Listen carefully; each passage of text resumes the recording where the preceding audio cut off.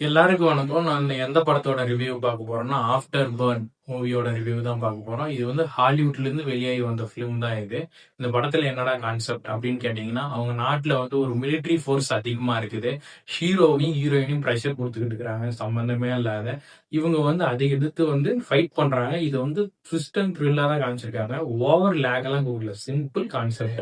ஒரு மிலிட்டரி வந்து நம்மளை அட்டாக் பண்ணா இல்ல திருடங்க வந்து நம்மள அட்டாக் பண்ணா என்ன வந்து தடுக்கலாம் அப்படின்னு சொல்லிட்டு காமிச்சிருக்காங்க. ஹீரோவுக்கு வந்து வேற விதமான ஒரு காஸ்டியூம்ஸும் ஒரு ஆக்டிங் ஸ்கில் வந்து சூப்பரா இருக்குன்னே சொல்லலாம். ஏதோ ட்ரை பண்ணி இந்த ஃபிலிம் எடுத்திருக்காங்க போல. டேரக்டருக்கு இதுதான் ஃபர்ஸ்ட் பட மாட்டேங்குது. ஹாலிவுட்லயே இதுதான் இந்த டேரக்டருக்கு தான் இது கொஞ்சம் புதுசா இருக்குன்னே சொல்லணும். கொஞ்சம் லேக்ன்ற மாதிரி தான் இருக்குது. இந்த ஃபிலிம் பார்த்தீங்கன்னா 1 மணி நேரம் 46 நிமிஷமா கொடுத்துருக்காங்க. இது வந்து அமேசான் பிரைம்ல அவைலபிளா இருக்குது. ஒரு ஃபைட் சீனாவே போகணும், எந்த ஒரு கான்செப்டுமே வேணாம், கன்ஸ் ஹேண்டில் பண்ற மூவியா பார்க்கணும் அப்படின்னா இந்த ஆஃப்டர் பர்ன் மூவியை வந்து பார்க்கலாம்.